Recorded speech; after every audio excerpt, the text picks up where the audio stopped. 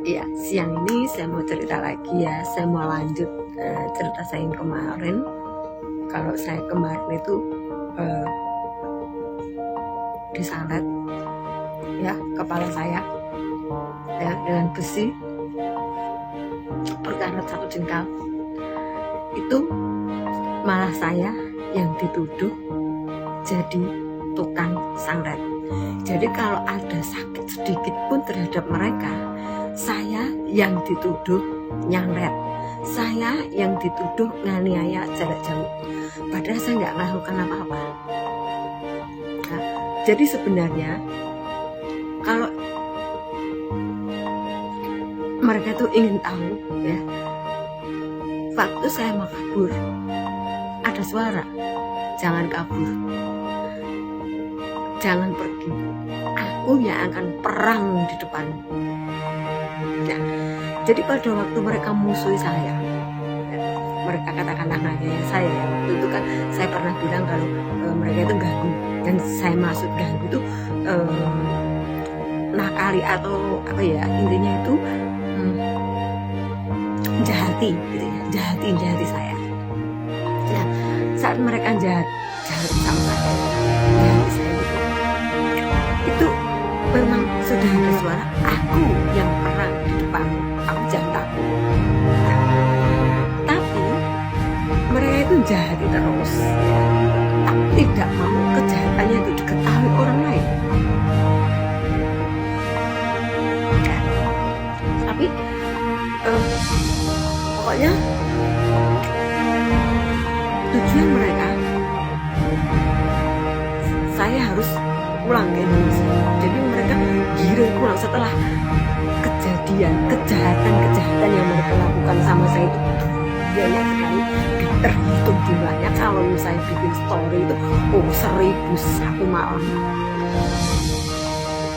Terus mereka giring saya pulang dengan cara saya dinyatakan gila, bahkan saya itu difitnah besar-besaran ya. Cuman apa, minuman anggur gitu, yang rasa anggur tuh ya, minuman kotak rasa anggur. Saya bilang itu yang beli adikmu di kulkas itu, sekarang sudah habis, tinggal 2, tak kasih ke itu keponakanmu 1. Itu aja jadi perkara besar, katanya saya bicara sendiri, saya gila. Jadi saya dinyatakan gila besar-besaran. Nah waktu itu ya, saya tuh pernah punya sampo rambut itu toh, kayak kolagen gitu ya. Itu baru saya pakai sekali, tiba-tiba tinggal botolnya ya, isinya nggak tahu kemana. Nyublem apa? Lah kan saya ketawa sendiri, ngomel sendiri, gumun dewe, grundel dewe gitu. Di sini memang yorano wong. Waktu itu saya dipasangi kamera, pokoknya iki ngomong dewe, iki edan. Tapi sebenarnya apa yang saya bicarakan itu, saya itu heran dengan sampo rambut saya ya. Kok 1 botol baru saya pakai sekali, kok tinggal botolnya, isinya kemana, kok tutupnya juga sudah patah, padahal baru saya pakai sekali loh. Kan aku geli dewe dengan kejadian aneh itu ya kan? Nah itu langsung iki loh buktinya kalau video nih, tak pasangi kamera, dia ngomong dewe, ngomong grundelan dewe. Tapi dia kan nggak tahu apa yang saya maksud dengan grundelan dewe itu. Dan itu terus saya dinyatakan gila, dipolos-polos fotonya, video tekan agent terus beredar kemana-mana, di mereka menyatakan gila. Bahkan pada suatu hari ya, saya itu pulang dari rumah sakit yang kakak itu gini, kamu mau beli apa? Aku nanti mau beli barang ke Carrefour. Ya sudah diturunkan di Carrefour. Terus akhirnya tuh sudah sampai di Carrefour, ada nggak ya berasnya ada, tapi wajannya nggak ada. Nah, terus akhirnya tuh nah nih semua mail main oke lah, hujah ya sudah tidak pernah. Jadi kamu mau beli apa lagi? Sudah, nggak mampir-mampir, enggak, udah pulang, ya udah pulang. Cuman begitu saja. Loh, dia nggak bicara sama kamu, tapi dia bicara sama saya. Berarti kamu kan gila. Terus saya mau dipanggilkan dokter psikolog jiwa, dipanggilkan dokter jiwa, mau dibawa ke dokter jiwa untuk dinyatakan gila. Tapi dokter itu yang bisa otomatis, yang bisa disuap dengan uang supaya saya itu segera pulang ke Indonesia. Kenapa? Membawa surat bahwa saya gila. Sampai waktu itu saya ngomong sama anak saya, udah ibu kalau diajak pergi begitu itu tidak usah buka mata, tidur aja, diem aja. Ya terus gimana mau ngomong? Wes gak usah ngomong. Ngomong apa? Sampai bilang gitu. Karena orangnya antik sekali. Saya ngomong sedikit dibilang gila. Saya telepon pakai handset. Itu ya dia ngomong dewe ngomong edan. Padahal handset itu saya gigit, saya sambil ngomong sambil kerja.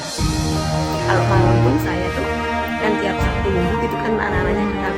Kemarin itu beberapa waktu lalu kan saya habis diracun sama anak menantunya, kan? Itu saya terus waspada. Jadi saya diracun nggak apa-apa. Yang saya jaga baik-baik kan kakek nenek ini. Saya jaga 2 orang.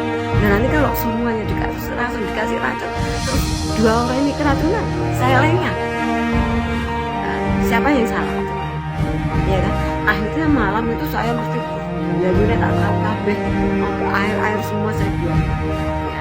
Kenapa? Saya takutnya ini loh, aku ramu saya kakek nenek ini. Saya nggak saya lakukan. Ya, karena saya menjaga 2 orang ini, otomatis soalnya mereka itu satu kelompok banyak. Saya itu sampai waktu mereka bikin kejahatan terus itu ya saya namakan mereka itu tim Kopassus, komando pasukan khusus pembenci saya. Tapi setelah beberapa waktu lalu dia itu ngeracun saya. Waktu itu yang ngeracun saya memang kakek nenek ya, memang nenek bukan kakek nenek, tapi disuruh anaknya perempuan lah. Itu mereka gini, ini usianya kan sudah 92 tahun, 93 tahun ya antara itu. Jadi kamu tuh harus maklumilah, maafkanlah, gini dan sebagainya. Karena orang tua lah. Ya udah kalau emang orang tua disuruh ya, yang muda mesti mangkat gitu. Nah terus wong tua harus kecah cilik, nah orang racun ya diracun tenang ya kan. Nah tapi sekarang ini ya beberapa waktu lalu tuh sepasang suami istri yang masih muda belia. Gitu. Setelah itu habis keracun gitu, besoknya datang, hai kia yakian diasmu batinku, ya kan? Aja aku. Terus udah semenjak itu apa yang harus saya lakukan? Hanya aku ngambil sikap, ngambil jarak. Saya doakan saja dia yang baik-baik. Saya doakan saja yang terbaik. Kalau nanti jadinya tidak baik, ya jangan nuduh saya yang nyampet. Ya, karena setiap perbuatan baik buruk itu ada resikonya dan akan kembali pada diri kita sendiri kan gitu. Nah, kalau mereka pas nanti otomatis semua itu ada karmanya. Ya, ada satu teman saya waktu lab itu bilang gini, itu nanti ada karmanya loh mbak, orang itu itu ada karmanya.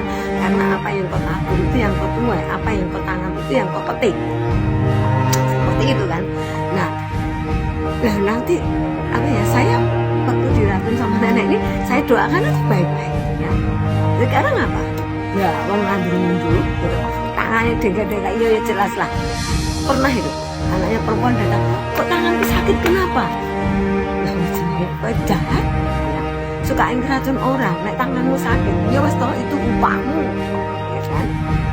Nek kamu sekira itu beliau itu upahmu gitu. Apa yang kau tangan itu yang kau tuai. Nah nanti ini sepasang suami istri nanti kalau pas menua juga saya nyantet gitu, enggak, itu karma. Wes karma itu akan datang tepat pada waktunya, tidak nyasar dan tidak tertukar. Siapa yang buat ya dia yang akan kena. Nggak mungkin nyasar ke orang lain kan gitu. Makanya banyak sekali kejahatan-kejahatan yang mereka sudah lakukan sama saya itu banyak sekali, sampai saya itu harus dipulangkan ke Indonesia, dicarikan masalah di Indonesia supaya pulang ke Indonesia dengan catatan apa ya, dulu dengan catatan gila, sekarang ini bikin masalah di rumah supaya saya itu pulang ke Indonesia karena masalah di rumah terjadi.